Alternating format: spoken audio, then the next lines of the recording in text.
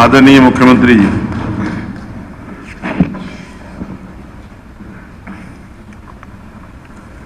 अध्यक्ष महोदय,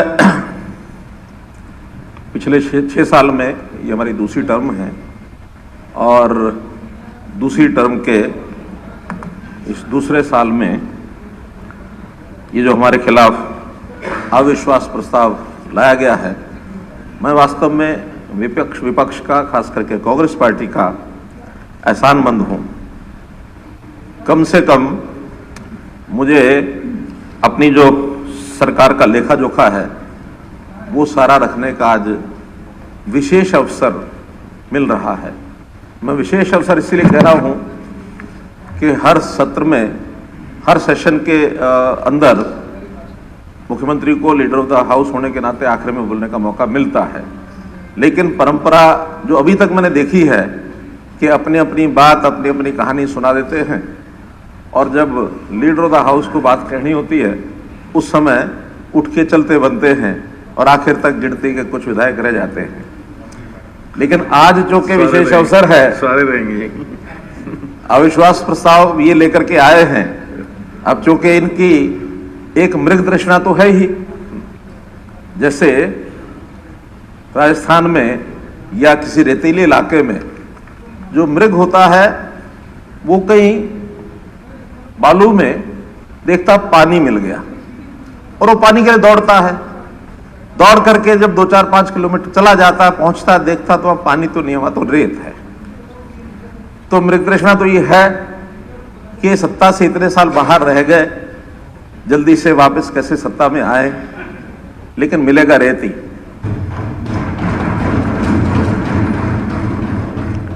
तृष्णा पूरी होने वाली नहीं है।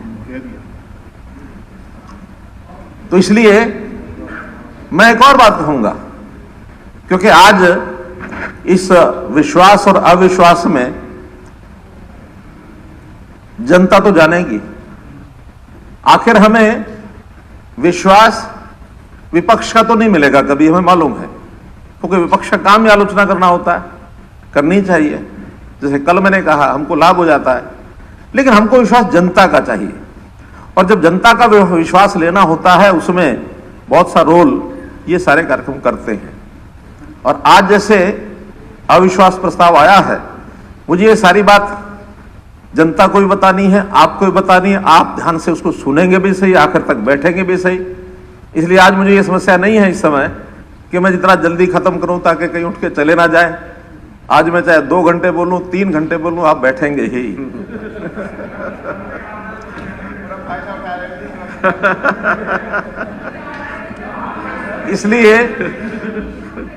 इसलिए मैं निवेदन करता हूं आपसे, एक आग्रह करता हूं कि आप एक रिकॉर्ड बनाइए। आप एक रिकॉर्ड बनाइए लोकतांत्रिक इतिहास का कि हर 6 महीने में आप अविश्वास लेकर के आइए। मैं तो कह रहा हूं हर 6 महीने में लेके आइए, क्योंकि आज तो आप लोगों ने मान लिया है, वो हुड्डा जी ने भी अपनी बातचीत में शुरू में ही कह दिया था कि आपका बहुमत तो है ही, आप अपने बहुमत के कारण से अपनी बात रखेंगे, हमको मानना पड़ेगा। बीच बीच में विधायकों ने भी कहा है, हमारे कुंडू जी ने भी कहा है और भी हमारे मित्रों ने कहा है, शिषपाल जी ने भी ये बात कही कि आज सरकार और विपक्ष के बीच का मामला नहीं है, मामला तो किसानों के साथ जुड़ा हुआ है। आप प्रस्ताव की भूमिका में भी वो बात लेके आए हैं, उस पर सदन में बातें बहुत हो भी चुकी हैं। हो सकता है कि मैं जब एक एक करके बात कहूंगा तो बहुत सी बातों का रिपीटिशन भी होगा, लेकिन मेरा इतना ही कहना है, क्योंकि रिजल्ट तो आपने बता दिया है, इसलिए होना तो वही है जो आप भी सोचते हैं, हम भी सोचते हैं। अगर उस आलोचना में आपने आलोचना की, सत्ता पक्ष लोगों ने विरोध किया, सत्ता पक्ष लोगों ने आपकी आलोचना की, आपने विरोध किया, मेरा निवेदन मेरे इस भाषण में इतना ही है कि जो मुझे कहना हो तो कहना ही है। हो सकता है उसमें बहुत रात से आपको पसंद ना आए, क्योंकि स्वाभाविक है, पक्ष विपक्ष है, तो जितना कम टोका टाकी करेंगे उतना मैं अपनी जल्दी बात पूरी कर लूंगा। टोका टाकी ज्यादा करेंगे, बात वही होनी है, आपके करने का और मेरे कहने का अर्थ वही निकलना है, अलग अलग नहीं है। तो इसलिए मेरा निवेदन है कि मैं अब जब तक बोलूंगा तो आप बीच में ना टोके तो अच्छा रहेगा। कहना मैंने वही है जो कहना है। इसलिए मित्रों, मैं एक और बात इसमें, एक बहुत बड़े कवि हुए हैं बशीर बद्र, उनका मैं एक शेर पढ़ रहा था तो उसमें मुझे लगा कि हाँ वास्तव में ये अच्छा है।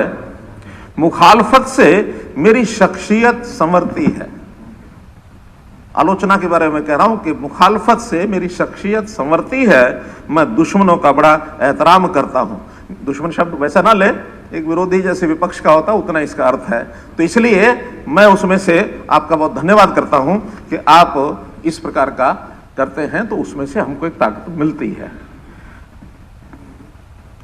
अविश्वास वास्तव में संस्कृति कांग्रेस की पुरानी है कि जब भी कभी कोई बात पसंद ना आए, अच्छी हो माड़ी हो, अविश्वास पैदा कर दो। वैसे तो यह अविश्वास within the organization Congress का खूब देखने को मिलता है। अभी भी एक मेरे पास समाचार आया है, वो हालांकि यहां हमारे हरियाणा का नहीं है, देश के किसी दूसरे कोने का है। क्या चाको, पीसी चाको अभी कांग्रेस छोड़ गए हैं, बड़े नेता है। इतना अविश्वास। और इससे पहले जो एक क्रम पिछले दिनों का बना हुआ है, उसमें फिर कहीं G23 निकलता है, कहीं कुछ निकलता है, कहीं कुछ निकलता है। एक संस्कृति है कांग्रेस की, और वो अविश्वास बहुत जल्दी प्रकट करते हैं। इसलिए उस अविश्वास के अंदर प्रदेश में चाहे हुड्डा साहब का और सुरजेवाला का हो, चाहे बहन शैलजा जी का सुरजेवाला का हो, चाहे वाइस वर्सा हो, ये सब के आपस में अविश्वास, ये सब लोग जानते हैं। हमें तो इतना पता है कि ये अविश्वास की जो कार्यशैली है कांग्रेस की, ये कांग्रेस को लाभ नहीं देने वाली कभी भी। विश्वास ही जो है वो लाभ देगा, चाहे अपने अंदर का हो, चाहे एक दूसरे का प्रति हो। डेमोक्रेसी है, लेकिन डेमोक्रेसी में आलोचना करना उचित है, लेकिन उसको इस लेवल तक लेकर के जाना, जैसे आज इस सारी बातचीत में से निकल के आ रहा है कि वो विषय उस आलोचना तक सीमित नहीं है। किसान के प्रति आप लोगों के मन में भी प्रेम है, हमारे मन में भी प्रेम है। किसान हितैषी केवल आप हैं, हम नहीं, ऐसा नहीं है। हम भी किसान हितैषी हैं। हमने किसानों के साथ बहुत काम किए पिछले 6 साल के अंदर, और एक से एक बढ़कर के किए हैं। मेरे पास एक फरिश्ता है, हालांकि सब लोग बोल चुके हैं, मैं बहुत जल्दी उसको 2 मिनट में सारा एक सूची पढ़ के बताऊंगा मैंने कितने काम हम लोगों ने किए हुए हैं। लेकिन जो अच्छे काम किसान के अलावा भी होते हैं, उसमें भी आपको अविश्वास होने लगता है। प्रधानमंत्री जी ने स्वच्छता अभियान की बात की, तरह तरह की आलोचना आप लोगों ने की। सारे देश में, दुनिया में विषय चल रहा है कि हाँ हमने स्वच्छता को अभियान लिया, आपको अविश्वास होने लगा। हमने जब चुनाव की बात आती है, उस समय आपको ईवीएम पर अविश्वास होने लगता है। जहां आप चुनाव हारते हैं वो आपको होता ही है, जहां आप चुनाव जीत गए वहां ईवीएम खराब नहीं है। कितनी बार ये विषय आ गए। जब हमारे वीर सैनिक सर्जिकल स्ट्राइक करते हैं, उस समय आपको अविश्वास होने लगता है। कोई अविश्वास के कारण ये स्पष्ट है कि आपको क्यों होता है। हमारे जाबाज एयर स्ट्राइक जब पाकिस्तान में घुस करके उन्होंने मारा, तो कांग्रेस के नेताओं ने तरह तरह के प्रश्न खड़े किए कि सबूत मांगो, स्ट्राइक हुई कि नहीं हुई, हुई तो कितने लोग मरे, मरे तो गिने के नहीं गिने। यानी हमारी सेना का मनोबल, इसको बिगाड़ने का काम ये आप लोगों ने किया। हमारे अब सैनिक तुरंत अभी चीनी सेना को खदेड़ने के लिए गलवान में उस समय गए, तो कांग्रेस के नेताओं का विश्वास होने लगा। ये तथ्य हैं, कोई इसमें कोई ऐसी बात नहीं करा कि ये कोई मैं अलग से कह रहा हूं।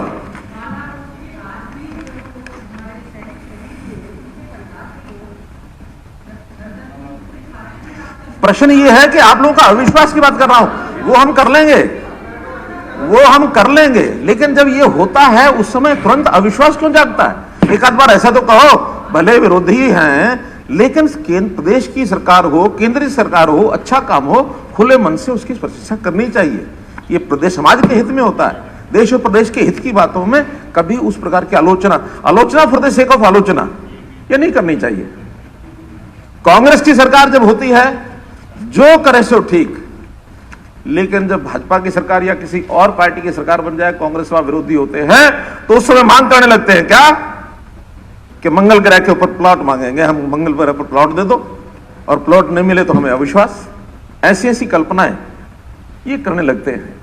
जो बात आपकी ठीक हो, उचित हो, मांगेंगे हम, करेंगे। लेकिन कुछ बातें ऐसी हैं जो संभव भी नहीं होती, असंभव होती हैं, उसको करके ये वातावरण को जिस प्रकार से लेकर के जाते हैं।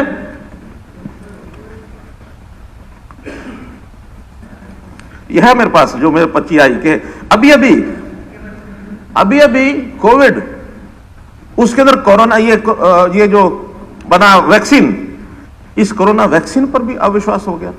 यानी भारतवर्ष में एक ऐसा इजाद हुई, हमारे साइंटिस्ट ने, दुनिया मानती है, और हमने एक पूरे न केवल अपने देश में बल्कि दुनिया के दूसरे देशों में भी इसको भेजा है।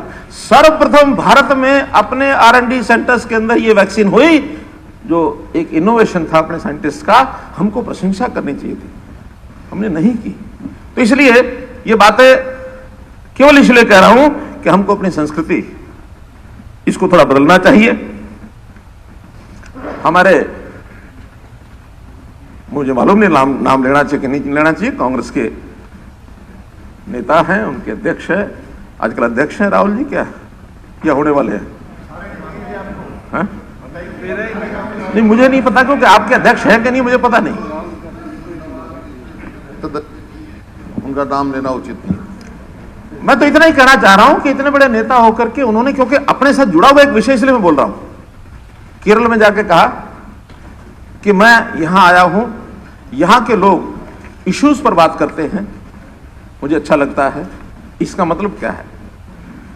उत्तर भारत के लोग इश्यूज पर बात नहीं करते, अविश्वास, ये अविश्वास। जिस भी संदर्भ में ये कहा उन्होंने, वाक्य यही था कि यहां लोग जो हैं इश्यूज पर बात करते हैं।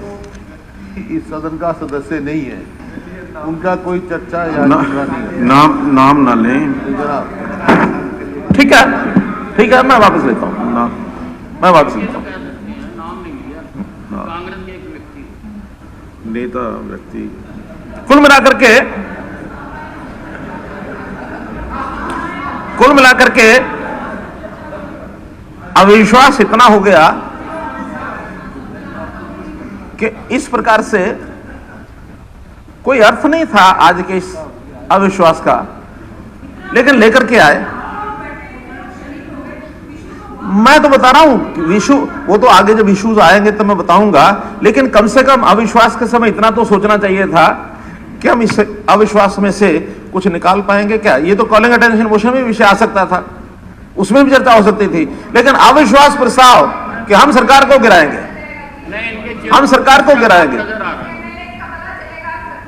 सब पता चलेगा, लेकिन आप कम से कम इतना ध्यान कर लेते कि आपके पल्ले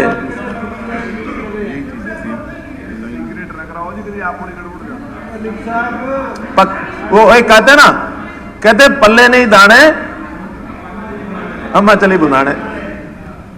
भाई कम से कम आप अपना देखो कि आपकी मेजोरिटी बढ़ने वाली हो, कोई हमारे यहां से कोई इतना बड़ा आपको कोई डेंट मिलने वाला हो कि सरकार को हम गिरा देंगे, ले आते अविश्वास प्रस्ताव। लेकिन आपको भी पता है, पहले से आप लोग कह रहे हैं, आज इस अविश्वास प्रस्ताव कुल मिलाकर के आप भले लेके आए हैं, जैसा मैंने पहले कहा, इसका लाभ आपको कम है, ये हमको ज्यादा है, हम इसके ऊपर बड़ा आगे चल करके करेंगे। मित्रों, आप लोगों ने राज को भोगा है जब भी आपका शासन रहा है, लेकिन हम शुरू दिन से राज को सेवा का एक माध्यम मानते हैं, और उसमें सेवा के नाते समाज का जो वर्ग है, हर एक वर्ग की चिंता करते हैं। उसमें किसान हो, उसमें मजदूर हो, दुकानदार हो, कारखानेदार हो, कर्मचारी हो, यानी पेंशन भोगी हो, महिला हो, नौजवान हो, रोजगार बेरोजगार, सबकी हम चिंता करते हैं, बराबर करते हैं। प्राथमिकता में हर साल की प्राथमिकता हो सकती है कि इस बार हमारी ये प्राथमिकता है, अगले साल हमारी ये प्राथमिकता है। समय के हिसाब से प्राथमिकताएं सरकारों की बदलती हैं, वो हम करते हैं, लेकिन हम हर एक की चिंता करते हैं। मैं तो पिछले 6 वर्ष की बात बताता हूं कि शुरू में पहले 2 साल में पूरे हरियाणा में 90 की 90 विधानसभाओं में जाकर के मैंने घोषणा की, कभी चिंता नहीं की कि ये विधायक भाजपा का है या कांग्रेस का है या इनेलो का है। उस समय जेजेपी नहीं थी, आज नहीं, इनेलो के विधायक भी उस समय थे, बड़ी मात्रा में थे, विपक्ष में वही लोग थे। मैंने कोई चिंता नहीं की, सबके पूरी घोषणाएं की। अब घोषणा पूरी कराने में जरूर विषय आता है कि आपने वहां की करा दी पहले। देखिए, ये विधायक के ऊपर दम होता है, घोषणाएं करना हमारा काम है। विधायक परस्यू करेगा तो घोषणाएं पूरी हो जाएंगी, नहीं परस्यू करेगा तो फिर सिस्टम का तो आपको पता ही है, सब आप भी झेलते रहे, हम भी झेल रहे। जो चीज नहीं किसी ने पूछी निकल गई कई साल तक। आज भी बहुत सी घोषणाओं से पूरी नहीं हुई, जिन विधायकों ने करा ली उन्होंने करा ली, जिनकी रह गई आगे जाकर के वो पूरी होंगी, ऐसा कि नहीं होंगी। हाँ बिल्कुल, अगर फिजिबल नहीं होंगी तो उसमें बता भी दिया था कि भी उस समय, अब आज भी जैसे विषय आया कि ये घोषणाएं हुई क्यों पूरी नहीं हुई। घोषणाओं के समय एक प्रेशर वहां के विधायकों का, चाहे वो पक्ष के हैं चाहे विपक्ष के हैं, कार्यकर्ताओं का, नेताओं का, सबका रहता है, नहीं जी आप घोषणा कर दो हम करा लेंगे, हम जमीन दे देंगे आप करा लो। मंच पर भी कई बार विभाग की फिजिबिलिटी के बिना बड़ी बड़ी 2-4 घोषणाएं लोग करा लेते हैं। हम कहते हैं हमारी घोषणा से अगर होता हो तो घोषणा करेंगे, लेकिन फिर बाद में विभाग उसके ऊपर चर्चा करता है। इसलिए काम तो आखिर विभाग ने मिलकर करना है। आपके अविश्वास के जो कारण हैं वो कुछ हमारी सफलता है वो भी है। कभी कभी विपक्ष को लगता है कि ये हमारे रहते क्यों नहीं हुआ, आज ये करेंगे तो इसका श्रेय ये ले जाएंगे और इस श्रेय लेने में हम पीछे रह जाएंगे। अब बेटी बचाओ बेटी पढ़ाओ हमने सफलतापूर्वक लाए, साथ में कहना शुरू किया, हमने भी तो किया था, आपने किया था, हमने उसमें और जोर लगा करके ज्यादा कर दिया, ज्यादा किया तो श्रेय लेंगे ही हम, हाँ श्रेय लेंगे ही। लेकिन आपको तकलीफ इस बात की हुई, प्रधानमंत्री जी ने घोषणा कर दी कि हर घर के अंदर शौचालय होगा, हर घर में गैस का सिलेंडर पहुंचेगा। आपकी आलोचना ये हो सकती है कि सिलेंडर का भाव महंगा हो गया, लेकिन सिलेंडर पहुंचाए घर घर। जो हमारे हरियाणा का सबसे पहला प्रदेश केरोसिन मुक्त, ये हमने नाम दर्ज कराया पूरे देश में। Haryana was the first state to make it kerosene free. कोई केरोसिन डिपो में कोई तेल जाता नहीं है। अब इसी प्रकार से कोरोना काल की, जैसा मैंने बताया कि सारी मदद सब लोगों ने मिलकर के निर्णय किए। हम वीडियो कॉन्फ्रेंस के माध्यम से विपक्ष के नेताओं के साथ बैठ करके, और हमने बताया कि आर्थिक हालात जो है वो बिगड़ गए हैं, सबने मिलकर तय किया कि इस काम के लिए यदि आप थोड़ा कर्ज भी ले लेंगे तो हम सहमत हैं, हम कभी नहीं कहेंगे। और उस समय जहां तक मुझे याद है कि 5,000 करोड़ रुपए की बात हुई थी कि 5,000 करोड़ रुपए हम ले रहे हैं, यानी इसमें लोन और ज्यादा। और आज भी अगर गैप है तो वही 5,000 करोड़ का है। एक बार ये गैप 17,000 करोड़ का हो गया था, लेकिन उसको बाद में कवर करते करते अब 5 से 8,000 होगा। वो तो बजट के आंकड़े जब आएंगे तो पता लगेंगे, हाँ तो पता लगेंगे। लेकिन मेरा ये कहना है कि उसमें सहयोग भी मिला, लेकिन फिर भी तो इस प्रस्ताव के माध्यम से इतना ही मैं कहूंगा कि आपको बहुत खुश होने की जरूरत नहीं है। जनता के साथ हमारा विश्वास बना हुआ है। जनता और हमारे बीच सेवा के काम करने के नाते से बहुत किसी को दखलंदाजी नहीं करनी चाहिए। नहीं तो कहावत वही है कि बेगानी शादी में अब्दुल्ला दीवाना, ऐसा भाव मत पालो। जनता के साथ हमारा संबंध हम कर रहे हैं, वो चाहे किसान हो, चाहे मजदूर हो, चाहे कोई भी हो। बहुत बार एक हमारे कांग्रेस के मित्र अफवाहों का बाजार भी जो है उसको गर्म कर देते हैं। झूठ के विषय को लेकर के चाहे सोशल मीडिया, चाहे एक ब्रिगेड बना के ठोको ये ठोको ये ठोको। हम आज कोई भी एक आध काम अच्छा करते हैं ना, उस काम को जैसे मानो को सोशल मीडिया में डालते हैं तो हमारे ऐसे विरोधी मित्र उसके ऊपर प्रहार करते हैं। क्या जो मैंने कल सारे जवाब दिए कि ये नौकरियां कोर्ट में अड़ गई, ये नौकरियां रिजल्ट नहीं निकला, ये नौकरी 5 साल पुरानी है, या और भी इसी प्रकार की कमियां हमारे में नहीं होंगी, ऐसा मैं नहीं कहता। लेकिन वो जो झूठ विषय चला चला करके गोएबल्स के सिद्धांत पर चलने वाली पार्टी थोड़े दिन तो चल सकता है, लंबे दिन नहीं चलता। गोएबल्स का सिद्धांत है कि 100 बार झूठ बोलो, जनता शायद उसको सच मान लेगी। अब नहीं है, अब जमाना बदल गया, टेक्नोलॉजी का जमाना आ गया। अगर 100 बार भी झूठ आप बोलेंगे और उनको सत्य पता लग गया तो आपके झूठ को नकार देंगे। सत्य निश्चित रूप से वो जनता के सामने आएगा। झूठ को हमेशा डर लगता है, झूठ को हमेशा डर लगता है कि कोई उसे पहचान ना ले। झूठ बोलने वाले को डर भी लगता है, बोलता तो है, सावधानी से बोलता है, लेकिन झूठ को हमेशा डर लगता है कि कोई उसे पहचान ना लगे। सत्य को हमेशा ख्वाहिश होती है कि सभी उसको जान लें। तो हम अपने आप को जनवाने की कोशिश जरूर करते हैं, लेकिन उसमें आपकी जो रोक है वो कहीं भी काम नहीं आएगी। ऐसा मेरा कहना है। तो मैं इतना ही कहूंगा कि अब किसानों वाले विषय पर आने से पहले कुछ बातें फुटकर कल हमारे नेता प्रतिपक्ष के माध्यम से भी आई और भी जो उठाए गए विषय बहुत हैं। कुछ तो पहले से ही मैंने उसका उत्तर दे दिया था, वही विषय बार बार आए हैं। कुछ एक दो विषय की चर्चा मैं आज करूंगा, बाकी वज्र भाषण में भी विषय आएंगे। एक तो ये जो डोमिसाइल का विषय है। पहली बात तो कि डोमिसाइल शब्द सुप्रीम कोर्ट ने 1990 के दशक में कोई निर्णय है उसमें मना कर दिया था कि स्टेट गवर्नमेंट्स डोमिसाइल शब्द प्रयोग नहीं करेंगी, रेजिडेंट शब्द प्रयोग करेंगी, बोनाफाइड रेजिडेंट। और इसमें मैंने अलग अलग स्टेट्स के जो वहां के प्रावधान है वो मंगवाए हैं। उसमें यूपी में 3 वर्ष है, ये जो सीमा है लिमिट 3 वर्ष है। बिहार में 3 वर्ष है, पंजाब में 5 वर्ष है, मध्य प्रदेश में 5 वर्ष है, तमिलनाडु में 6 वर्ष है, कर्नाटक 6 वर्ष है, आंध्रा 7 वर्ष है, गुजरात में 10 वर्ष है, राजस्थान में 10 वर्ष है। ये 9 राज्यों का मैंने आंकड़ा बताया है। हरियाणा का हमने 5 वर्ष, पहले कभी 15 वर्ष का नोटिफिकेशन था, लेकिन उसमें कई तरह के इतराज थे।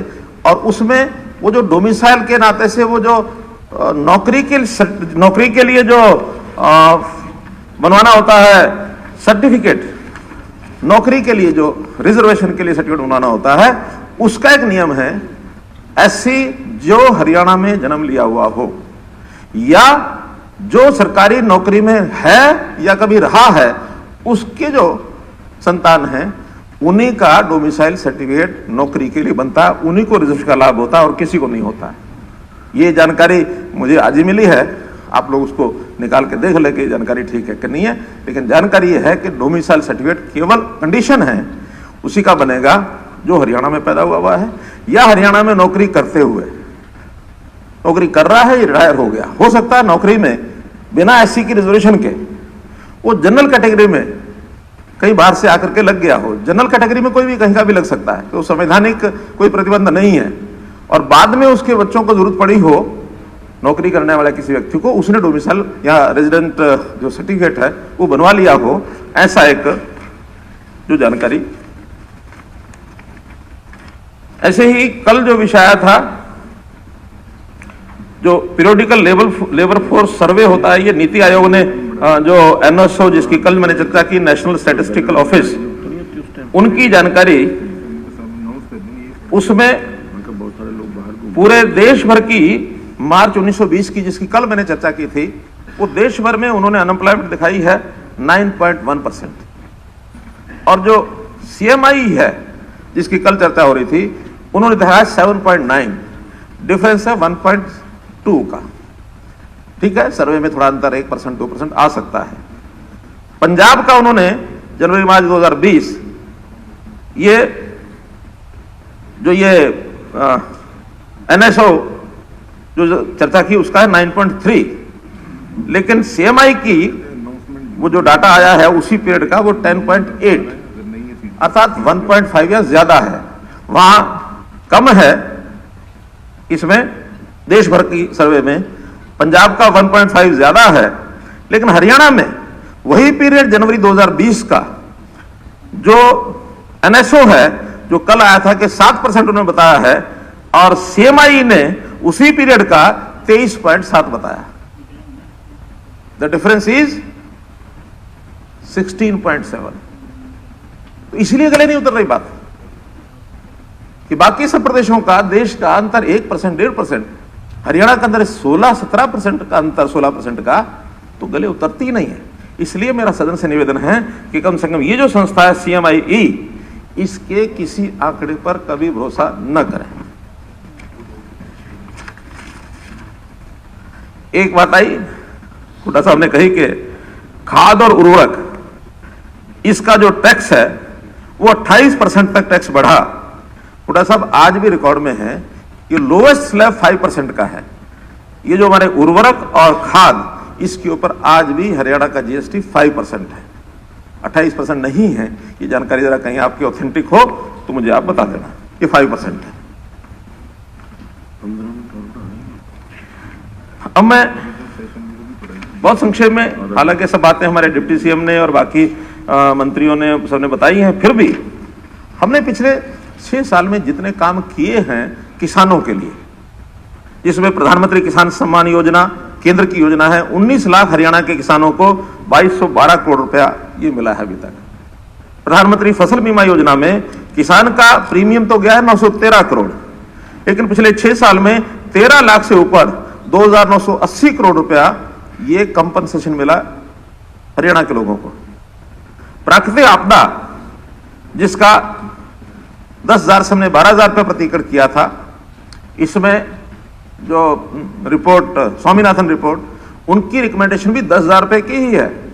हमने वो 12,000 की थी आने के बाद, उसमें भी 2811 करोड़ रुपया ये अभी मुआवजा हम लोगों ने दिया है। फसली ऋण का जो अर्को बैंक से, कोऑपरेटिव बैंक से जो लोन है, उसकी योजना बना करके हमने एक मुश्त निपटान योजना 1001 करोड़ रुपए की लगभग 3.5 लाख किसानों को ये ब्याज और जुर्माना इसकी माफी की है। भूमि अधिग्रहण की बात बहुत, इसमें चर्चाएं बहुत हो सकती हैं, आलोचनाएं भी एक दूसरे की हम पहले करते रहे हैं। इस विषय को मैं ज्यादा ना करके इतना मैं कहता हूं कि हमने किसान की मर्जी से जमीन लेने के लिए ई पोर्टल, ई भूमि, ये वेब पोर्टल बनाया है कि किसान अपनी मर्जी की कीमत भर दे, बाद में नेगोशिएशन करके जो उसको जचता है वो हम लेते हैं। हमने इसमें सैकड़ों हजारों करोड़ जमीन ली है। जहां आवश्यकता होती है वहां लेते हैं। जहां बहुत ज्यादा दाम होता है फिर उसको भी समझ में आता है कि मैंने ज्यादा दाम भरा है तो नेगोशिएशन में ठीक करता है। कम तो बेचने वाला जितना भरेगा उसको कम तो क्यों भरेगा। जहां हमें लगता है कि हाँ इसका अंतर वहां के कलेक्टर से बहुत ज्यादा अंतर नहीं है, 30, 40, 50% का अंतर, हम तुरंत खरीद लेते हैं। जहां 100-150% का अंतर होता है तो वहां ये देखते हैं कि ये पैसा कहीं एक्वायरमेंट के, एक्विजिशन के ज्यादा तो नहीं। मुख्यमंत्री जी एक मिनट, सदन की जो कार्रवाई है वो 30 मिनट के लिए, और चलिए तो मैं जल्दी पढ़ता कुछ हूं। बिजनेस भी है इसके बाद। ठीक है, हमने एमएसपी पर 10 फसलों के जो खरीद की है वो सारे बता दिए गए हैं। गेहूं, धान, सरसों, चना, सूरजमुखी, मक्का, बाजरा, मूंग, कपास, मूंगफली। केंद्र इसमें केवल 2 गेहूं और धान खरीदता है, बाकी 8 हम अपने खरीदते हैं। पास की कोई भी सरकार नहीं खरीदती। नवजोत सिंह सिद्धू ने अभी पंजाब की असेंबली में हरियाणा का उदाहरण देकर के कहा है कि पंजाब को भी हरियाणा की तर्ज पर खरीदना चाहिए।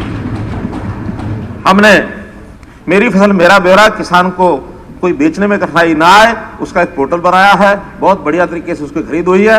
एक बात इसमें कि किसान को पेमेंट सीधी जाए, इसके लिए बहुत आग्रह पहले से चल रहा था। हम 3 साल से 4 साल से बातचीत करके पिछले वर्ष 50% से ऊपर किसानों को सीधी पेमेंट की गई, बाकी आड़तियों के थ्रू गई। इस बार हमने तय किया है क्योंकि जिसकी फसल, जिसका माल है, दाम पैसा उसी को मिलना चाहिए। आड़ती और किसान का रिलेशन क्या है लेन देन का वो जाने, लेकिन हम किसी दबाव में ना आकर के पूरी किसानों की 100% फसल की पूरी पेमेंट सीधी किसान के खाते में भेजेंगे। अब इस बार कोई ऑप्शन नहीं, तो इसलिए ये भी किसान के हित में हम एक फैसला कर रहे हैं। बागवानी फसलों के लिए भावांतर भरपाई योजना, सारा विषय पहले आया ही है कि 19 फसलें ऐसी हैं जिसके अंदर हम जो उसकी लागत होती है, लागत से अगर घाटा होता है वो सरकार देती है। एफपीओज की रचना की है, लगभग 486 एफपीओज बन गए हैं, 1000 का हमारा लक्ष्य है। बागवानी बीमा योजना के लिए जो 5% पहले प्रधानमंत्री फसल बीमा योजना में उसका प्रीमियम था, उसको हमने 2.5% कर दिया है। इसी प्रकार फलों और सब्जियों के जो शीत भंडार, कोल्ड स्टोरेज है, उसमें हमने 35% का अनुदान ये देना शुरू किया है। मधुमक्खी पालन पर बक्से और उपकरण के लिए 85%, 75% ये उनको अनुदान राशि देते हैं। मशरूम खेती के लिए 40% अनुदान देते हैं। पशुओं को पशु किसान क्रेडिट कार्ड योजना ये हमने लागू की है। 1,07,000 किसानों का बैंक के द्वारा स्वीकार कर लिया गया है कि भी उनको हम ये जैसे किसान क्रेडिट कार्ड योजना है वैसी पशु किसान क्रेडिट कार्ड, जिन किसानों के पास पशु। अरे आगे लगा उनको, अरे सफेद बाल, ओ भाई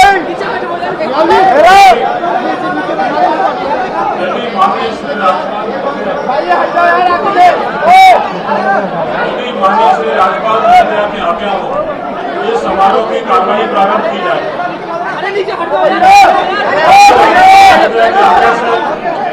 अब इस समारोह की कार्रवाई प्रारंभ सम्मान, इसकी हमने योजना लागू की है। प्रगतिशील किसान ट्रेनर योजना, ताकि अपने जैसे वो किसानों को यानी और प्रोत्साहन दे और उनको ट्रेंड करें, ताकि प्रगतिशील किसान अगर आज एक है तो अपनी जगह पर 5 या 10 किसानों को ट्रेंड करे, ताकि ये संख्या हमारी डबल बढ़ती चली जाए। माइक्रो इरिगेशन की बात पहले आई है कि हमने 4 जिलों में एक विशेष अभियान चला करके इस बार माइक्रो इरिगेशन के लिए 85% का अनुदान ये देने की योजना बनाई है, ताकि हमारी जो पानी की कमी है वो पूरी हो और जहाँ पानी बिल्कुल पहुंचता नहीं है वहां माइक्रो इरिगेशन के माध्यम से पहुंच जाए। एक विषय है एमएसपी। विषय लंबा है, कानून के नाते से तो कंट्रोवर्सीज हैं, कानून बने कि न बने, लेकिन मैं उसका एक पहलू सामने रखना चाहता हूं कि देखिए, अगर ये एमएसपी का कानून बनता है तो इसके दुष्परिणाम क्या क्या होंगे, 2-3 वाक्यों में बोलता हूं, इसका अध्ययन करें सब लोग। पहली बात तो ये है कि अगर एमएसपी का कानून बनता है और गारंटी सरकार को लेनी पड़ती है तो इसके लिए कुल देश के पैदावार की जो इन्वेस्टमेंट चाहिए वो इन्वेस्टमेंट बनती है लगभग 17 लाख करोड़ रुपया। आज केवल 1.5 लाख करोड़ रुपए की होती है प्रोक्योरमेंट। टोटल बजट सरकार का, केंद्र सरकार का, वो 27-28 लाख करोड़ रुपया है, 30 लाख करोड़ से नीचे नीचे है। इसलिए अगर वो चीज लागू करें तो हमको अपने घर में देखना पड़ेगा, केंद्र सरकार को देखना होगा कि क्या 17 लाख करोड़ रुपया स्पेयर कर सकती है सरकार। इसका मतलब यह है कि बाकी सारे काम बंद करके हमको केवल प्रोक्योरमेंट के लिए 17 लाख करोड़ रुपया लगाना पड़ेगा, आज जो लोग अपने आप कर लेते हैं। एक दूसरा, अभी जैसे व्हीट और राइस है, हम इसकी अगर बात करें तो 6% किसानों का प्रोक्योरमेंट होता है और सारी प्रोक्योरमेंट की जो राशि है 1,50,000 करोड़ रुपए की, उसका 55% ये हरियाणा और पंजाब से खरीदा जाता है, लगभग 1 लाख करोड़ रुपया बनता है। तो ये 1 लाख करोड़ रुपया हरियाणा और पंजाब में लगाया जाता है। अगर कहीं ये कानून में कुल पैदावार का 31.98 यानी 32% व्हीट उत्तर प्रदेश में होता है, पंजाब में 18% होता है, मध्य प्रदेश में 16% होता है, हरियाणा में मात्र 11% होता है। अगर हरियाणा और पंजाब दोनों का मिलाएं तो ये 28.28% है व्हीट की पैदावार। वैसे मेरे को वो नहीं है, कोई आपको नहीं कर रहा है, 6% का आपने कुल प्रोक्योरमेंट होती है, हाँ। वो ठीक नहीं है। अब वो प्रोक्योरमेंट 16% तक पहुंच गई है। चलिए, और आंकड़ा व्हीट की प्रोक्योरमेंट पंजाब से ज्यादा यूपी में होती है, मध्य प्रदेश में होती है, और पैडी की प्रोक्योरमेंट पंजाब से ज्यादा उड़ीसा में होती है आज। क्वांटिटी वहां जानी होती थी, क्वांटिटी में नहीं अमाउंट में भी हो, क्वांटिटी में हो गया तो नहीं, परसेंटेज की बात कर रहा हूं। परसेंटेज 16% के वो मिलके उड़ीसा और ये मध्य प्रदेश ठीक है, मिलके 16% हो जाता है। ऐसे ही राइस है, राइस में सबसे ज्यादा राइस होती है 13% बंगाल में, देश में सबसे ज्यादा। दूसरे नंबर पर पंजाब में है 12%, यूपी में भी लगभग 12%, थोड़ा सा कम है। फिर आंध्र, बिहार, तमिलनाडु, उड़ीसा, तेलंगाना, असम, छत्तीसगढ़, और 11वें नंबर पर है 4% हरियाणा। यानी कुल 4% हरियाणा में राइस होता पूरे देश भर का, और पंजाब और हरियाणा दोनों मिलाएं तो ये 16% के लगभग 11.85% बनता है। यानी व्हीट तो होता है दोनों का मिला के 28% और पंजाब हरियाणा का राइस होता है 16%, लेकिन आज भी हमारे यहाँ टोटल का 55% हमारे यहाँ से प्रोक्योर होता है। अगर कहीं ये हो गया तो हमको ये जरूर अध्ययन कर लेना चाहिए, होगा नहीं होगा ये तो अब जो फैसले होंगे, लेकिन अगर हो गया तो इसमें सबसे ज्यादा लूजर अगर कोई रहेगा तो हरियाणा सबसे ज्यादा रहेगा, उसके बाद पंजाब रहेगा। मैं आपको अपनी एक अंदेशा बता रहा हूं, ऐसा भगवान करे ना हो, लेकिन ये ध्यान रखना चाहिए। अब इसी प्रकार एक विषय जो प्राइवेट मेंबर बिल हमारे हुड्डा जी लेके आए थे, मैं उसकी बात करता हूं। अब उसमें टेक्निकल चीजें हैं, हमारे बैठे हैं बत्रा जी नहीं, लेकिन हुड्डा जी समझते हैं उसको सारे को। आप लेके आए कि इसमें हमें सेक्शन 42 को डिलीट करना चाहिए, सेक्शन 42 एपीएमसी उसमें डिलीट करना चाहिए। इसमें हमें कोई बहुत बड़ी आपत्ति नहीं है, लेकिन खतरा है। खतरा क्या है कि अगर किसान कोर्ट्स के चक्कर में पड़ गया तो कोर्ट्स में ये दीवानी मुकदमे कितने लंबे चलते हैं और निश्चित रूप से इसके अंदर कोर्ट में किसान छोटा पड़ जाएगा और जो सामने वाला जो खरीदार है उसका वो बड़ा पड़ जाएगा, और कहीं उसके अंदर लुटाई पिटाई किसान की होनी शुरू हो गई तो अपने आप में एक बहुत बड़ी समस्या खड़ी हो जाएगी। और एक विषय, आपने ये सिर्फ कहा एमएसपी में यानी खरीद में एपीएमसी एक्ट में, लेकिन एक इसके अंदर कंट्रैक्ट एक्ट, क्योंकि एपीएमसी में कंट्रैक्ट एक्ट का भी जिक्र है, उसके अंदर भी 2006 में जो बनाया गया 6 या 7 में, तो एक प्रावधान section 8A sub clause 7 sub section 7 उसके अंदर भी यही चीज दी हुई है कि वहां भी केवल गवर्नमेंट का जो एक सिस्टम है उसी में समाधान होगा, कोर्ट में जाना वर्जित है। ये था वहां पे, और तजर्बे से ही आदमी समझते बनता है। ये पहली दफा जब हमने डाला, अब तजर्बा क्या है कि किसान का धोखा ना उसके अपने इंटरेस्ट के लिए किया है। मेरा ये कहना कि किसान का धोखा ना हो, ये आप भी चाहते हैं, हम भी चाहते हैं। अमेंडमेंट होती रहती है, हम नहीं होती है। मैं तो आज भी कह रहा हूं कि वो जो आप कह रहे हैं कि उसका धोखा नहीं होना चाहिए, हम भी कहते हैं धोखा नहीं होना चाहिए, लेकिन इसके लिए अगर कोई प्रशासनिक व्यवस्था मजबूत की जाएगी तो शायद किसान भी बच जाएगा, और अगर कहीं कोर्ट में हमने उसको डाल दिया हमारे आपके हाथ से भी निकल जाएगा। और नहीं, मैं तो कह रहा हूं प्रशासनिक व्यवस्था में कोई सुझाव उसको ठीक करें। ब्यूरोक्रेसी में के हाथ में मत छोड़ो और कमीशन बना दो, और बना दो 2 मेंबर कमीशन बना दो, जो भी आप समझे। नहीं, कोई सुझाव सब लोग मिलकर के कोई सुझाव देंगे। देखिए, हम नहीं चाहते कि किसान का इसमें कोई अहित हो, किसान का हित के लिए सब कुछ करने के लिए तैयार है, लेकिन कोर्ट का रास्ता ये बहुत अच्छा रास्ता नहीं है।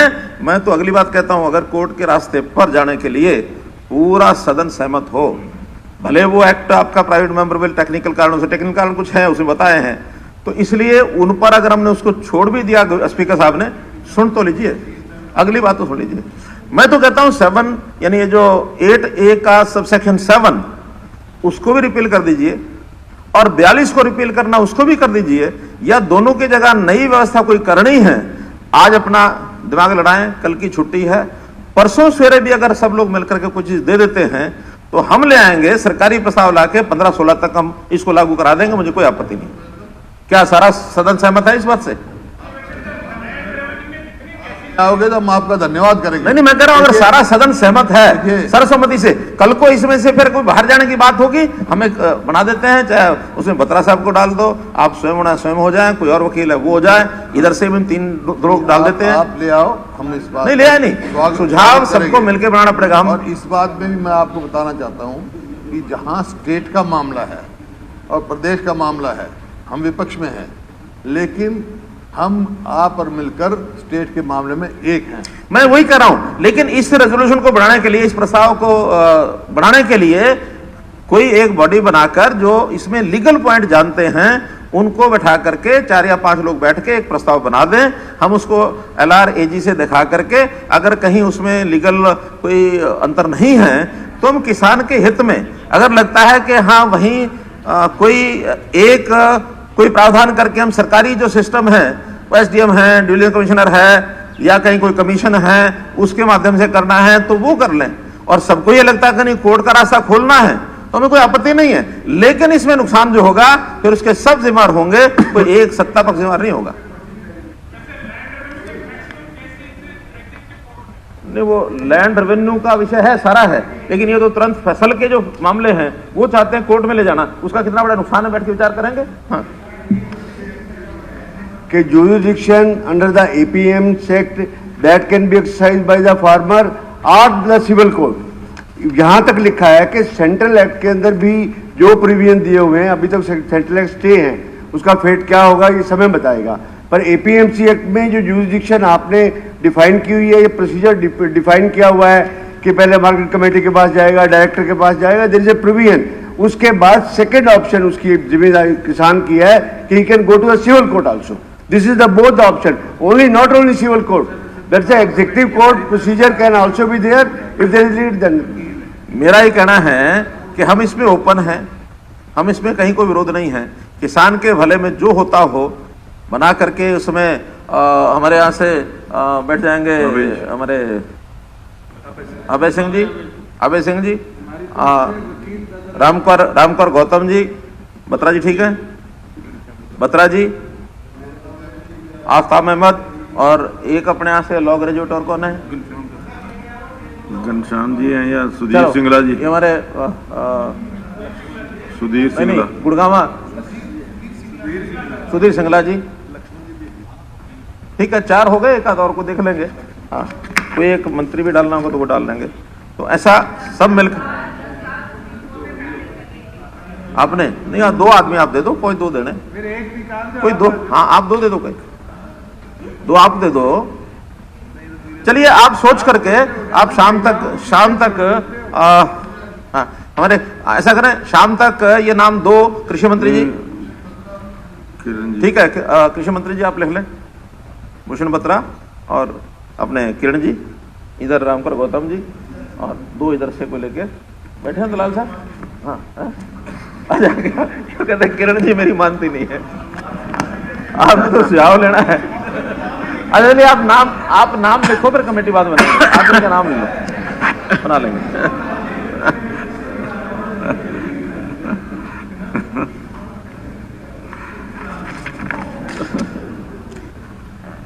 अब मैं कृषि कानूनों के बाद जो उपजी शंकाएं हैं, देखिए वैसे तो ये शंकाएं जो है ना, ये बहुत ही ऐसी है, तो भी उनकी शंकाओं के बारे में हमको भी जो चीजें लगती हैं कि एक वो जैसे उकसाया जाता ना, किसी को उकसाने का काम ये किया जा रहा है। जैसे एक बार कागज पर किसी ने गजल लिखी, गजल आने शेर लिखा, कागज पर लिखी गजल बकरी चबा गई, कागज पर लिखी गजल बकरी चबा गई, चर्चा पूरे शहर में कि बकरी शेर खा गई।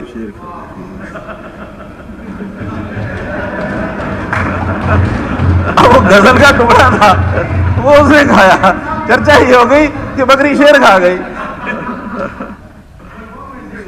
तो इसलिए ये जो चर्चाएं, ऐसी चर्चाएं हैं।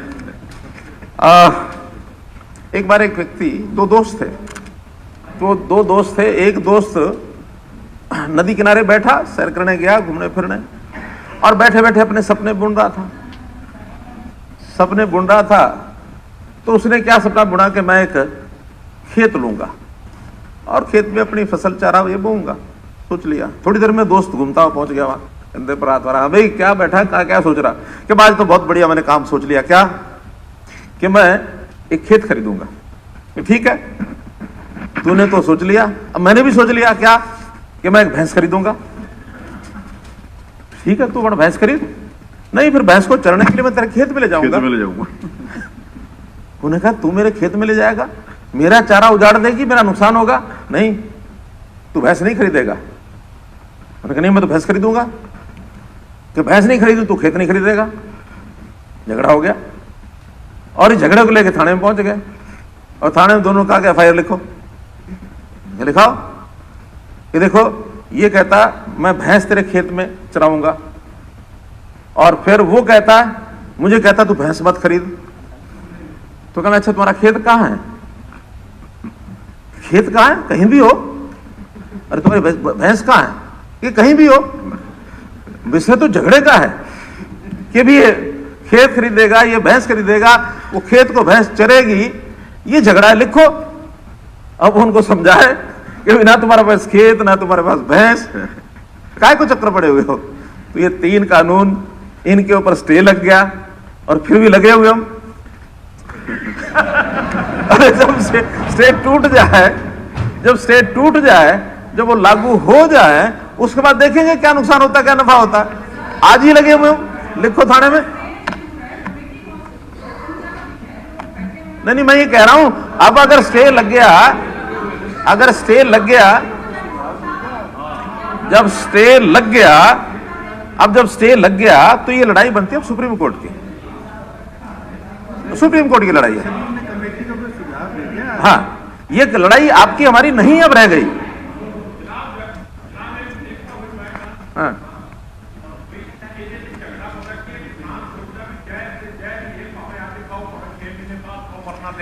गोगी जी, ये किसान नहीं सोच रहा, ये हम उनको उकसा रहे हैं सोचने के लिए कि अगर ये हो गया तेरी जमीन बिक जाएगी, तेरा घर में लुट जाएगा, तेरे बच्चों का भविष्य खराब हो जाएगा। ये हम उनको इंजेक्शन दे रहे हैं। जो अविश्वास प्रस्ताव में लेके आया, मैंने उसी टाइम कह दिया था मैं 3 प्रस्ताव पे चर्चा नहीं करूंगा क्योंकि सुप्रीम कोर्ट से स्टे है, इन्होंने कहा, लेकिन इन सब ने उनका चर्चा किया। नहीं, आप क्यों लेके आए? आपने, ऐसा नहीं है, ऐसा नहीं, मैंने कल भी ये कहा था कि आप इस विषय पर लेकर के आए हैं। इनकी मजबूरी समझता हूँ, हर इनकी मजबूरी समझता हूँ। नहीं, कोई मजबूरी नहीं है, हर सदस्य कोई ने मजबूरी नहीं है, इसका जिक्र किया, हर सदस्य ने। आप क्या भी जब भी लेकर के पर्चे लेके खड़े हो गए, अब इनको शहीद करो, ये मारे गए हैं, ये हो गया, वो हो गया। फिर एक बार आप कम से कम ये कह दो। साथ तो वो बनी हुई है और भी साथी है। एक गांव में जो है ना, वो कहने लगे बकरी शेर को खा गई। एक बोला बकरी ऊंट को खा गई, तो बोले हाँ, बकरी जो ऊंट को खा गई, इसी गांव में रहना है, हाँ जी कह रहे हैं, तो एक काम है आपने कहा हाँ जी कहेंगे और समर्थन में तो दे दो। नहीं, मेरा कहना है कि इतना ही निवेदन है, आप एक बार कह दो कि तीनों कानून अब कोर्ट के हवाले हैं। जब तक कोर्ट फैसला नहीं करता, इस आंदोलन का कोई लाभ नहीं है, आप आंदोलन खत्म कर दो। एक बात कह दो, ये क्यों नहीं कर सकते? इसका मतलब आपकी मुख्य सहमति है। इसका मतलब इस आंदोलन को आपकी मुख्य सहमति है। अगर मुख्य सहमति है तो हर एक चीज की जिम्मेदारी आपकी है। इस आंदोलन में होने वाले सारे नुकसान की आपकी मुख्य सहमति है इसको, और मुख्य सहमति होने के नाते जो नुकसान हो रहा है वो जिम्मेदारी सारी आपकी है, सारी आपकी है। कान पढ़ो, कोई भी राजनीतिक दल इसका नेतृत्व नहीं कर रहा है। ये तो वो कह रहे हैं ना, किसान कर रहे हैं, मैं कह रहा हूँ। आप नहीं कह रहे, मैं कह रहा हूँ। अरे वहां सारे राजनीतिक आदमी जा रहे हैं, मांग का समर्थन कर रहे हैं, आपकी पार्टी के सारे लोग जा रहे हैं, वहां कौन नहीं जा रहा है? आप अकेले नहीं जा रहे, अलग बात है। आपने तो पूरा समर्थन दिया है, दिल्ली में अंदर जाने का भी समर्थन दिया है, सारे कुछ किए हैं, कुछ नहीं होता।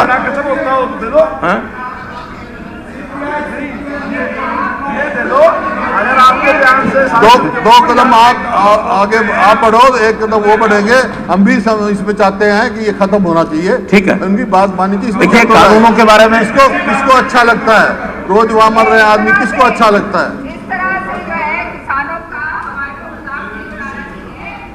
नहीं, मजाक नहीं उड़ा रहे आप, लोग उनको उकसा रहे हैं, हम कोई मजाक नहीं उड़ा रहे। आपने इतना बड़ा हुआ खड़ा कर दिया कि जैसे ये एक इतना बड़ा विषय खड़ा हो गया जैसे सारी मानवता नष्ट होने वाली है। इस हुआ खड़ा करने से ना तो किसान का भला होगा और ना आपका भला होगा, किसी का भला नहीं है। तो हम तो कह रहे ना, नहीं, फैसला वो तो बात के लिए लेटेस्ट एक जानकारी दे रहा हूं। कादन साहब आप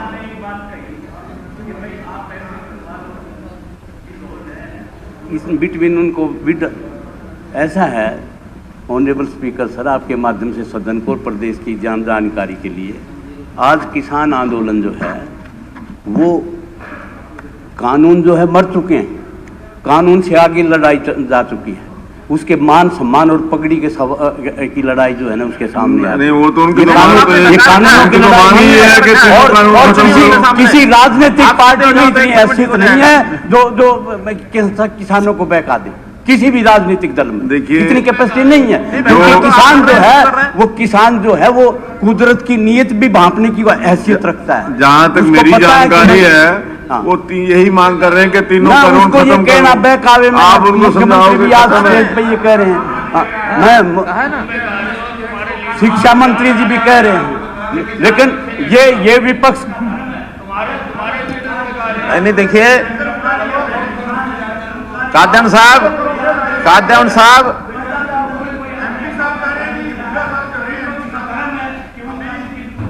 नहीं, कोई धर्म नहीं है।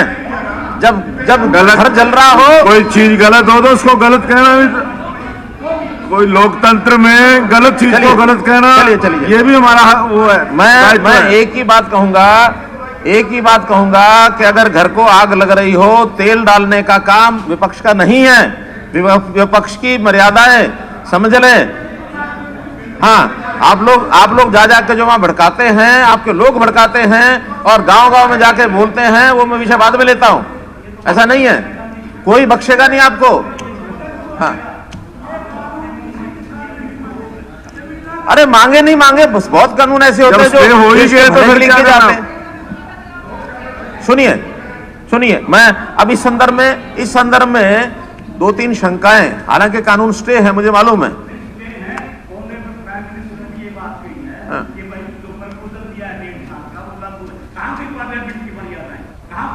पार्लियामेंट से ऊपर है, पार्लियामेंट से ऊपर है supreme court. Supreme court parliament से ऊपर है, पास नहीं है।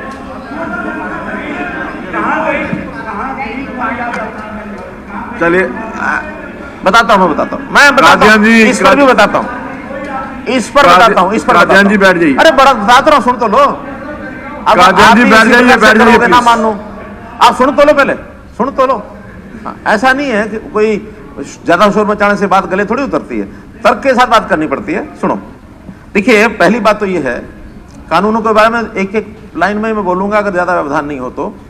पहली बात तो ये कि कानून जो है तीनों वो वैकल्पिक हैं, कोई किसी कानून का बंधन नहीं है किसी को मानने का। एक बात, अगर किसी को लगता हो कि जरूरी है मानने, कोई मुझे उसका प्रावधान ला के दे दे, मैं बात करूंगा। दूसरा,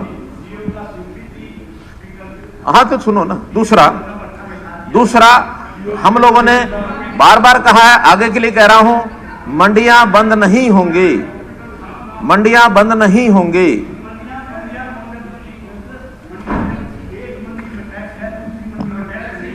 वो देखिए, सुन तो लो, जो जब कादियान साहब अब फिर दोबारा चर्चा शुरू कर दी क्या? अरे बता रहा हूं। आप बता रहा हूं ना यार, अभी आपकी बात का जवाब दे रहा हूं। क्या हो गया? आपकी बात का जवाब दे रहा हूं, बैठिए।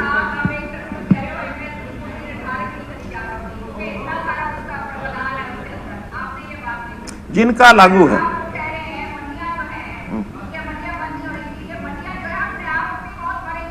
मैं क्या बताऊं? सुनो, मैं बता रहा हूं।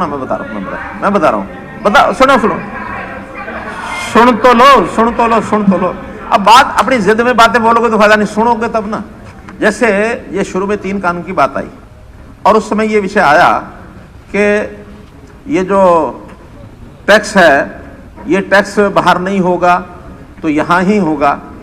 उसके अंदर विषय था कि देखिए, जो तो खरीदनी है गेहूं और धान, इसके लिए एफसीआई ने खरीदनी है, पेमेंट भी इसकी एफसीआई करती है।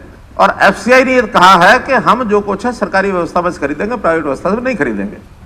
जब मैक्सिमम हमारा गेहूं और धान एफसीआई ने खरीदना है और उसमें से हमको 4% मिल रहा है, तो हमको आपत्ति क्या है? एक बात। फिर ये आया कि नहीं, जो नॉन एमएसपी हैं उसके लिए बाहर जाएंगे। उसी दिन हमने कहा कि नॉन एमएसपी आइटम का रेट 4% से 1% कर दिया, 4 से सीधा 1 किया था और लागू एक ही है वो।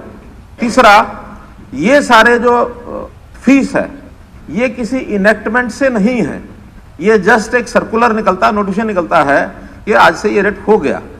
जब ये कल को कोई मंडियों का विषय आएगा तो हमको 4% रखना जरूरी नहीं है, अभी 0 कर देंगे। कोई कानून थोड़ी बनाना है इसके लिए, कानून नहीं बनाना है, देखना है कि उसका इफेक्ट कितना पड़ता है। कभी भी किसी चीज का इफेक्ट, हम तो जागरूक नागरिक हैं और लगातार चलने वाली सरकार है, हर दिन नई बात सोचते हैं। उस दिन अगर 0 करना होगा 0 भी कर देंगे। एक बात, अंतर इतना ही है कि जितना हम मार्केट फीस और एचआरडीएफ कम करते जाएंगे, उतना रेवेन्यू हमारा ग्रामीण क्षेत्र के विकास में, और ये जो मार्केटिंग का सिस्टम है इसको बढ़ाने में लगता है, वो कम हो जाएगा। उसको करना होगा तो स्टेट के बजट में से देना होगा। अंतर इतना ही है। जब भी कभी किसान को तकलीफ आएगी,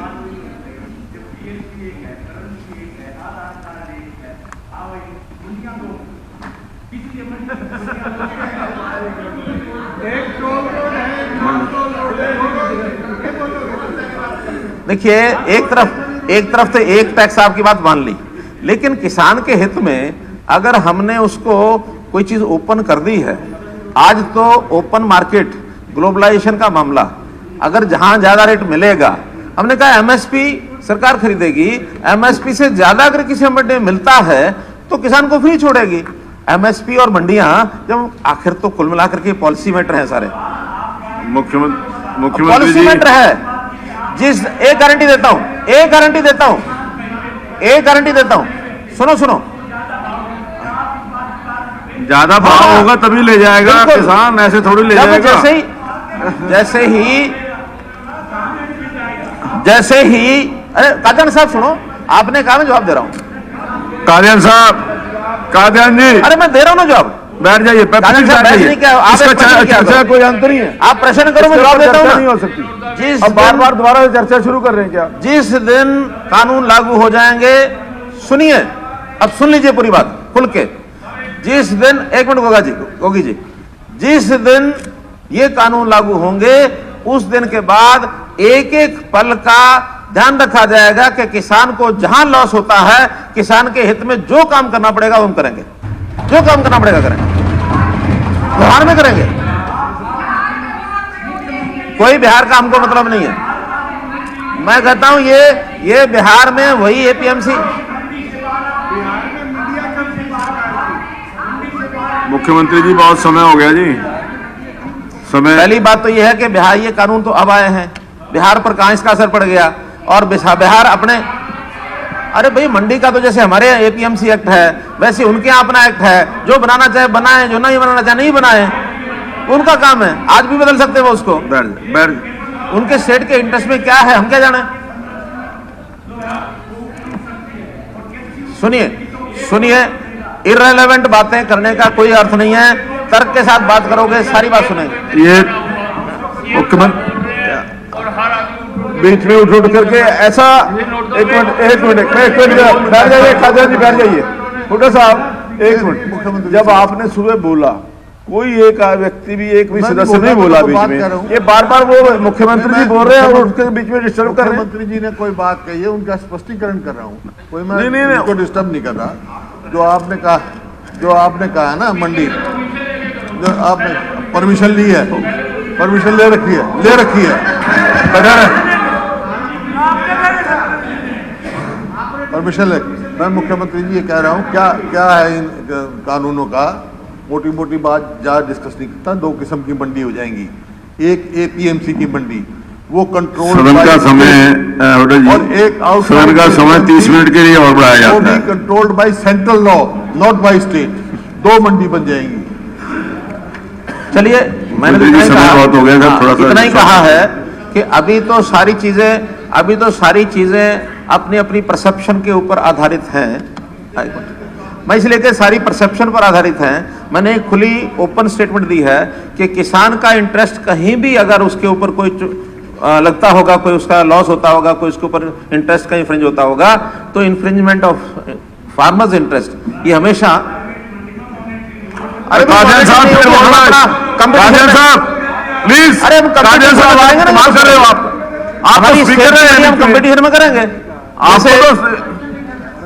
एक उदाहरण आपको दे रहा हूं मैं। इसी बीच में जब ये टैक्स हमने कम किया, हमारा रेवेन्यू दो फसलों में, जो पैडी बासमती और अदर वैरायटी जो एमएसपी नहीं होती, उसका और कॉटन का, दोनों चीजों का 2019 और 2020 में ये लगभग हमको 229 करोड़ जो पहले आता था सिर्फ 74 करोड़ रह गया, लगभग 150 करोड़ ये हमारा कम हुआ है केवल उस एक प्रावधान के कारण से। हम आगे भी कुछ करना होगा तो करेंगे। आखिर आप और मिलकर के किसान के इंटरेस्ट में जो सोचना सोचेंगे, ऐसा क्या। लेकिन इतना मेरा कह रहा हूं मैं कि हम जो सरकारी खरीद करते हैं उस पर एमएसपी रहेगी।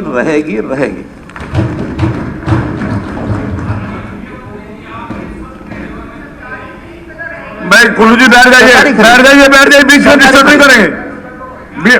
कोई भी सदस्य बीच में उठ करके बोलेगा, कोई रिकॉर्ड नहीं होगा। केवल हम सरकारी खरीद की बात कर रहे हैं। जो सरकार नहीं खरीदती वो बिल की बात जो चल रही है, गारंटी दो, एमएसपी दो, वो सेंटर कुछ करता है तो देखेंगे। अभी हम जितनी बात करेंगे सरकारी खरीद की करेंगे। अब थोड़ा विषय में आंदोलन पर आता हूं। ये मेरा अंतिम विषय है, क्योंकि आंदोलन को लेकर के सारी जो चीजें उपजी हैं इसका हम जरूर ध्यान कर लें। फिर वही बात आ गई यार। कादियान साहब, सारा कुछ आपको एक्सप्लेनेशन देनी है क्या? आपको मेरे पास है, कम्युनिटी एक्ट भी है, सारा कुछ है, हाँ सारा कुछ है। भाई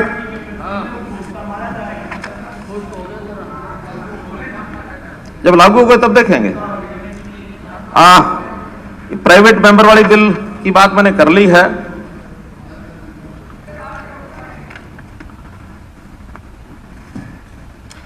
एक विषय आया है किसान कौन है, ये केंद्र के लोगों ने कहा कि किसान प्रदेश सरकार तय करेगी कि किसान कौन है। ये आपने कहा था किसान कौन है, इसकी परिभाषा नहीं। एक विषय कहीं आई है, ये बात हाँ आई है। तो उसमें इतना ही मैं स्पष्ट कर रहा हूं कि आज तक के जितने एक्ट हैं, चाहे वो सेंट्रल एक्ट हैं चाहे वो स्टेट के एक्ट हैं, उसमें जिसके नाम रेवेन्यू रिकॉर्ड में जमीन है वो किसान माना जाता है, और उसी के नाम से जितना भी कोई कंपनसेशन मिलता है या फसल की बिक्री में अगर उसको ट्रैक किया जाता है या प्रधानमंत्री सम्मान निधि है, वो उसी को जाती है। हमने केंद्र में एतराज किया है। हमने कहा नहीं, जिसकी जमीन है उसके दो रूप हैं, या तो केवल मालिक है और या फिर खुद काश्त है। अगर वो खुद काश्त है तब तो वो किसान है, अदरवाइज वो लैंड ओनर है। लैंड ओनर अपनी जमीन किसको यानी बिजाई के लिए देता है, वो कॉन्ट्रैक्ट पर भी दे सकता है, वो बटाई पर भी दे सकता है। तो किसान वो है जो उसको बुआई करता है, और सारे लाभ आज जितने हैं वो कागजों में उसको मिलते हैं जो मालिक है। और फिर वो मालिकों के साथ कुछ तो ठीक है जिनके समझौते हो जाते हैं, नहीं तो बाकी बीच में उनके विवाद पड़े रहते हैं। हम एक व्यवस्था कर रहे हैं नए कानून के अंतर्गत कि मालिक जो है वो जरूरी नहीं कि किसान ही होगा, वो खुद काश्त अगर है तो वो किसान है। अगर वो बटाई पर या किसानी के लिए किसी और को देता है जो जुताई करता है, फिर वो किसान है। इसमें कानूनी अड़चनें थोड़ी सी हैं, क्योंकि अभी ये माना जाता है कि जो गिरदावरी में खाना काश्त में जिसका नाम लिखा जाएगा वही कल को मालिक बनकर खड़ा हो जाएगा। ऐसे कुछ केसेस हुए भी हैं, लेकिन वो कानून के अभाव के कारण से हैं। हम सोच रहे हैं वो सारे लीगल पॉइंट्स जितने भी हैं कि नहीं, जो मलकियत का खाना जो है वो जिसका हो, मालिक वही हो। तो दो अलग अलग गिरदावरी में खाने होते हैं, खाना मालिक और खाना काश्त। काश्तकार केवल वर्तमान फसल की जितनी भी योजनाएं या लाभ वो उसको मिलेंगे। जमीन की मलकियत जो खाना काश्त में उसी की होगी। बात चल रही है, केवल सदन को मैंने एडवांस में पहले बताया है, और मुझे लगता है कि इसमें से बहुत सी समस्याएं हल हो जाएंगी। जब ये भय खत्म हो जाएगा कि खाना काश्त गिरदावरी जिसका नाम हो मालिक बन के खड़ा हो जाएगा, जब कानून बनेगा तो कोर्ट उसको मान्यता देंगे। अल्टीमेटली वो जो कानून बनेगा सेंट्रल गवर्नमेंट तक, प्रेसिडेंट तक वो जाएगा, और अगर लीगल दृष्टि से वो ठीक हो गया तो हमारी बहुत सी समस्याएं हल हो जाएंगी। ये अभी केंद्र से हमने बातचीत की है, उन्होंने कहा कि आप इसका प्रावधान एक बार लाओ, अध्ययन कराएंगे। और मैं समझता हूं इसमें किसी को समस्या नहीं होगी कि जो बुआई करता है किसान वो है, वो तो ध्यान तो रखना ही पड़ेगा।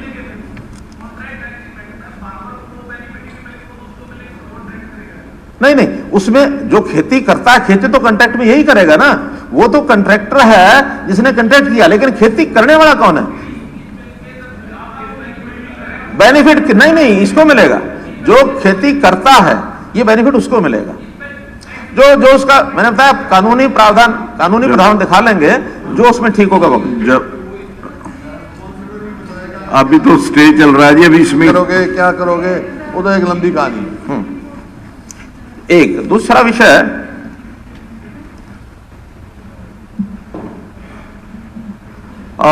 एक ये जो आंदोलन है, देखिए इसमें ठीक है अपनी एक मांग को लेकर के कुछ लोग कर रहे हैं आंदोलन। वो मानते हैं कि भी संविधान ने हमको एक अधिकार दिया एजिटेशन का, लेकिन हम कानून